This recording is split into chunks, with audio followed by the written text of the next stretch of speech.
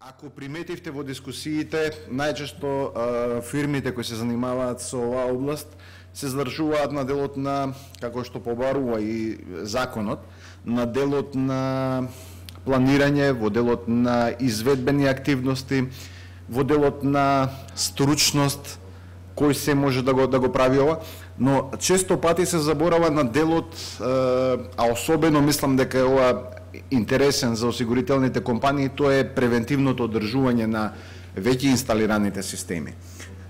Наместо да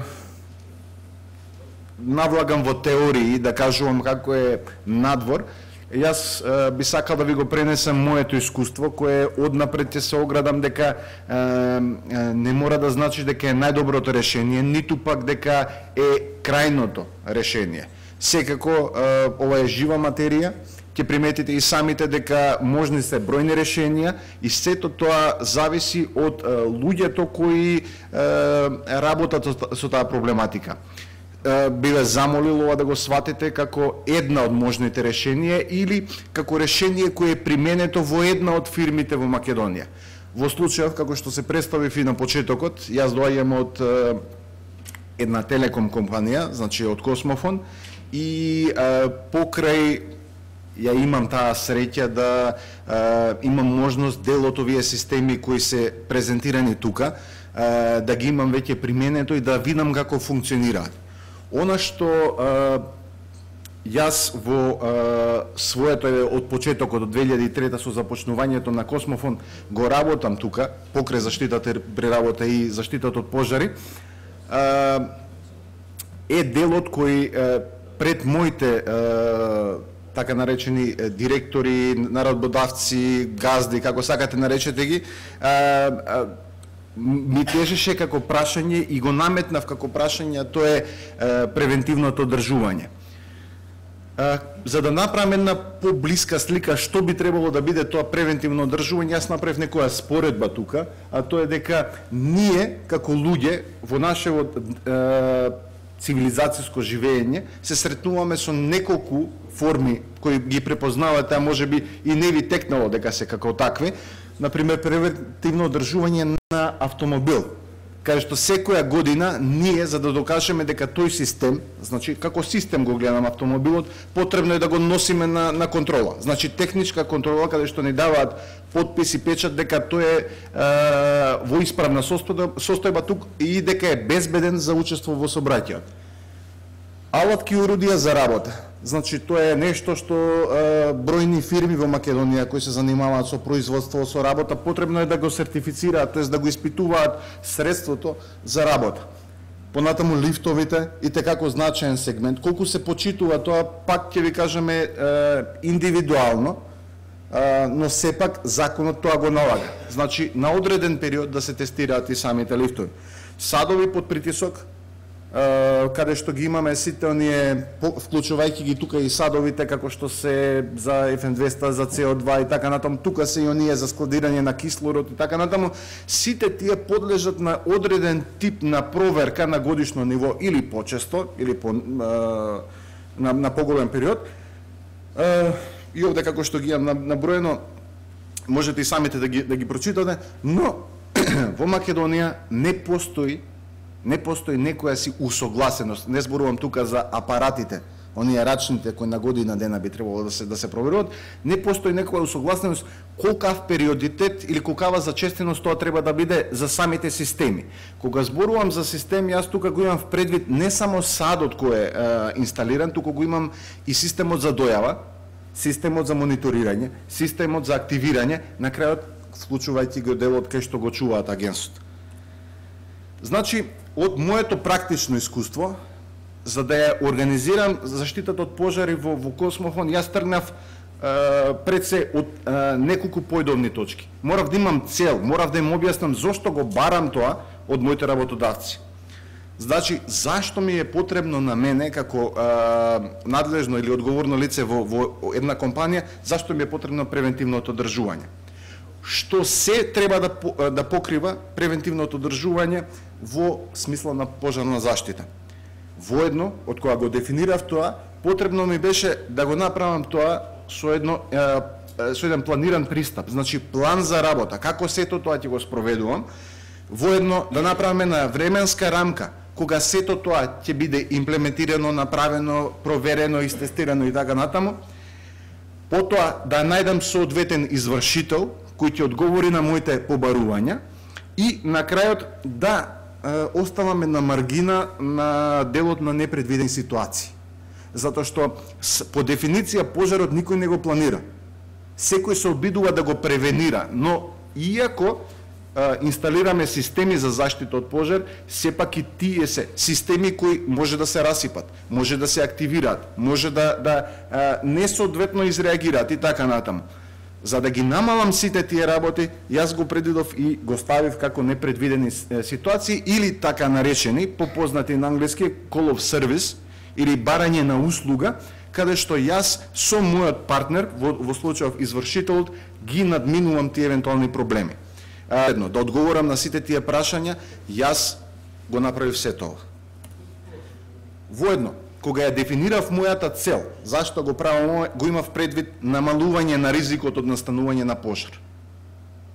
Значи, во секој од моите ставки, од моите постапки, јас планирав евентуалниот ризик на настанување на пожар, а воедно Борче го напомна тоа и застојот на работата во Космофон, да не трпи, морам да го доведам до некои прифатливи ризици. Не дека не постои, него се во границите на прифатливи ризици. Самите оние грешки кои се појавуваат и со работата на системот, да ги намалам. Се јавува, да кажеме, при откажување на детектор, откажување на централа, откажување на активирање на боца со агенс. Затоа, велам, морам и тие да ги намалам. Затоа, решив и им предложив на моите работодавци да направиме едно партнерство со една стручна организација која може да ги следи потребите на Космофон. Таа стручна организација секогаш ми се наоѓа, значи на повик ми е 24 часови, ми се наоѓа во ситуации кога би требало да ги решат овие прашања. Во овој случај, бидејќи ние сме осигурани кај меѓународна осигурителна компанија, а сме реосигурани преку локална, затоа што тие си имаат, ќе приметите дека не одам со имиња, не одам со фирми, од проста причина затоа што овде ви пренесувам искуство, а не би сакало дека да биде реклама на било кој од нив. Се подигнува кредибилитетот кај самите компании, така да ние добиваме големи попусти врз основа на изложените планови, врз основа на изложените решенија кои ние ги искористуваме, кои ги применуваме во самата компанија. Изгора на тоа, уште еден незаобиколен дел, кој мене особено ми значи, а тоа е кредибилитет кај надлежните инспекцијски органи. Затоа што јас, кога имам представа за инспекцијски органи, јас немам представа за некој кој ми наметнува работи. Јас повеќе имам представа за некој кој ми посочува кои се оние рамки во кои јас би требало да се движам.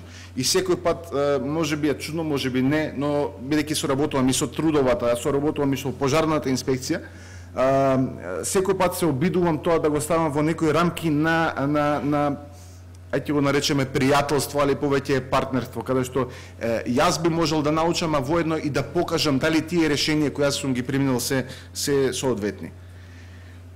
Пред вас го имам една шема, тоа е еден план опсек, а воедно и временска рамка за тоа што всушност би требало во нашите премиси да биде офатено со таа пожарна заштита. Ова е добиват информација и тие ми јавуваат. Имаат обврска истите бидејќи јас сум тој човек кој ги координира работите, имаат понатаму да му се јават и на извршителот во случајов фирмата која ни ги нуди услугите да реагира соодветно. Значи по мое претходно одобрение или јас го контактирам или самите од обезбедување да дадам вербално одобрение дека треба да се пристапи кон разрешување на одреден проблем. Кога зборуваме за извршителот, тој има за задача, овде не ви кажав што значат сите 06, 07, тоа се годините од претходната и тековна година, воедно да ми се стави на располагање 24 часови, 7 дена во неделата, да ми се стави на располагање при реакција на грешка на системот. Исто така, да се стави на располагање при активирање на системот. Ќе ви посочам една работа во однос на активација на системот. Да, постои законска обврска, например да има фирми кои во одреден рок би требало да го купат, да кажеме агенсот и да го наместат, дали е тоа 5 дена сега или 24 часови или 48, секој индивидуално си го цени колку му е него побрзо, колку му е потребно побрзо тоа да биде извршено. Заради критичноста на бизнисот кој ние го раководиме, тој час на замена на овие е максимум 24 часа. Значи, според ова, ние го задолживме и нашиот извршител да има резервни делови на лагер. Значи, само за нас. А воедно и да има агенси, т.е. средства кои ги користиме на лагер. Се тоа го правиме за да го намалиме, да намалиме можноста на уште еднаш појавување на исти таков проблем. Значи, доколку една се појавил, не значи тоа дека нема да се појави пак.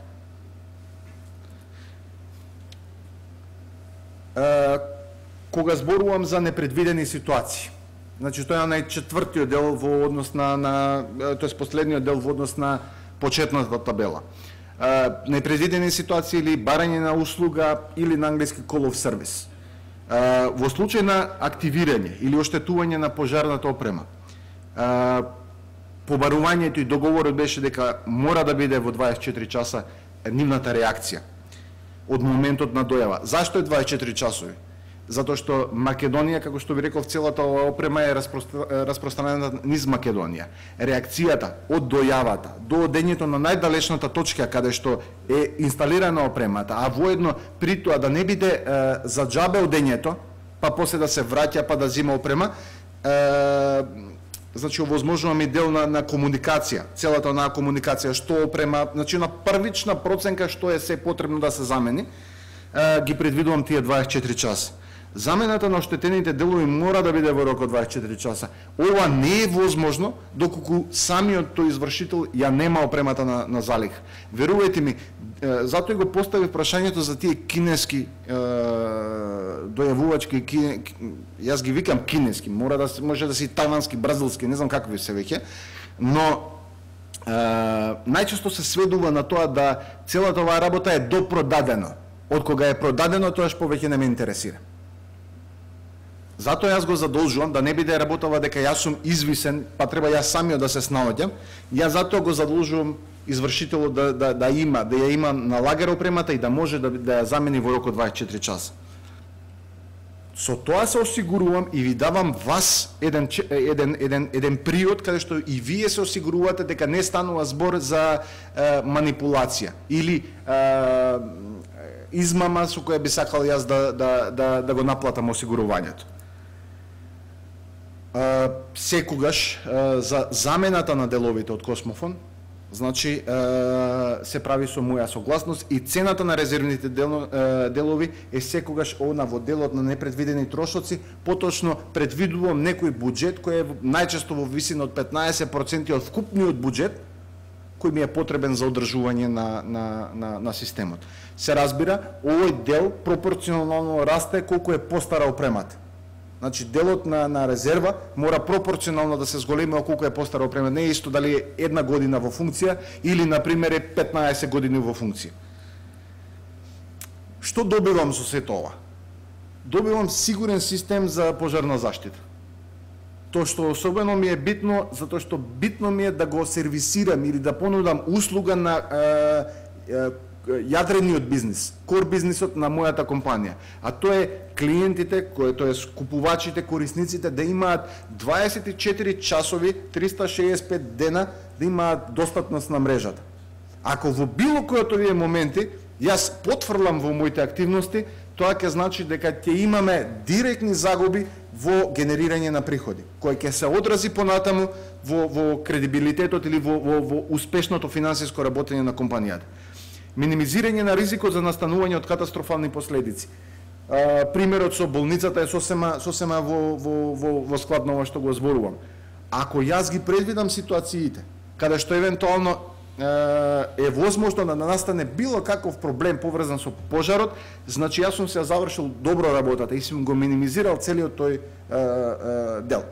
Се разбира, јас затоа го користам терминот минимизирање, не заради друго, него заради тоа што не можам да предвидам дали некој ќе биде незадоволен, па ќе фрли молотов коктел на било кој од објектите. Али веќе тоа е во делот на МВР, на криминално иследување.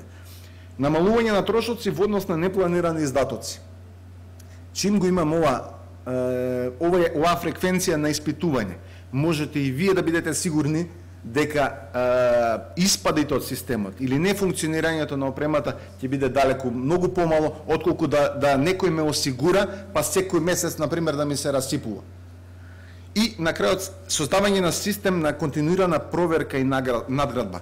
Она што цело време заговараме дека барем во работите кои сакам да ги работаме, сакам да има систематичност. Сакам да има создавање на еден функционален систем на континуирана проверка и надградба.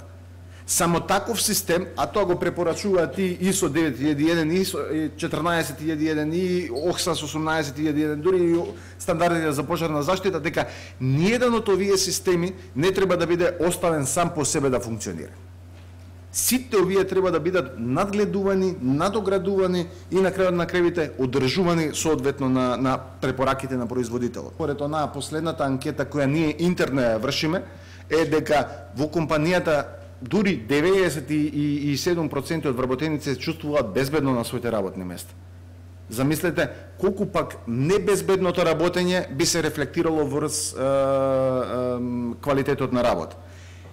Задоволни корисници на нашите системи, овде го посочив испадот на електричниот систем, поточно летово што се случи, може би приметивте корисниците на Космофон, не приметија дека снема струја. Иако се сите тие напојувани системи, да кажеме, од електростопанство. Осмислувањето на системот, на корисниците да бидат задоволни, создава поголема доверба кај корисниците. Ова е исчекор натаму, каде што зборуваме за поголема професионализација на нашите струки и на областа која ја раководиме. Во секој случај, дојдовме до делот каде што, верувам, господинот Клопчевски особено ќе го интересира. Добро. А тоа е делот тоа е делот на дискусија за изложените теми, а воедно и прашања кои ги имате за поставување во однос на дали е регулативата, дали е изложениот пример, дали е за системите, сепак како викаат англичани, turn the table и turn the floor. Никад не го разбрав што значи тоа turn the floor, али во секој случај микрофонот е ваш. Има минимална заштита предвидена, дека на некој начин таа се стимулира. Али јас би сакал малку, ако сакате да ни кажете, бидејќи сте вие директно од куќите на осигурување, што при настаната штета, не ја исклучувам се, не ја кажувам причината која ќе се утврди, таа би се утврдила, што вие исплаќате? Дали тоа може да ми одговорите? Дали вие го исплаќате изгубеното време додека објектот се доведе во првобитна состојба? Не. А тоа е голем губиток. Еден процес технолошки, една фабрика да се изгради треба многу време. Многу средства, многу знаење, многу ангажирање. Таа може за миг да ја снема. Гледавте тука пример. Така? Значи, вие, они се осигуруваат фирмите. Дали вие при осигурување на фирмите гледате што објект, како го осигурувате? Дали ги земате во предвид сите овие работи што треба да ги исполни? Јас мислам дека од пракса, не ми замерете, ама мислам дека не. Оно што го спомнаа пред малку, ние не имаме во Македонија правилник ниту за системите за дојава на пожар, а кажавме сега какви се системи има. Да не зборувам сега, понатака пак да се повторувам. Ниту за стабилните системи. Ние се уште бидејќи јас се обидувам значно да ги резимирам. Не само да кажам дека системи за дојава ние дека тие ќе побараат од страна на државата 400.000 евра или приближно таа сума за реконструкција на целата кровна конструкција горе на болницата, што мора да признаете дека е огромна сума. доколку се вложило во превентива, тогаш како што исправете ме ако грешам, тие рекоа дури ќе си ги наплатат парите од осигурувањето. Така да сите овие работи се поврзани една со друга. Дека вреди да се вложува во пожарната заштита, неспорно е. Дека самиот пример што го кажувате, не дека на американците им текнало, не знам, дека е модерно да се става, не, него тие ги гледаат доларите. Дали нешто губат, дали добиваат. Во секој случај, јас го гледам ова како една почетна степеница, не почетна, една средна степеница, каде што во соработка со луѓето кои осигуруваат и луѓето кои работат на оваа проблематика би го отвориле тој пат на комуникација. А ова е многу добро ако можам да извлечем оваа идеја од кажувањето на господин Клопчевски, дека со здобивањето можеби на тој сертификат можеби би било исто така корисно да фирмите кои се занимаваат со ова се реосигураат од трети лица или од настанување на проблеми кај вас.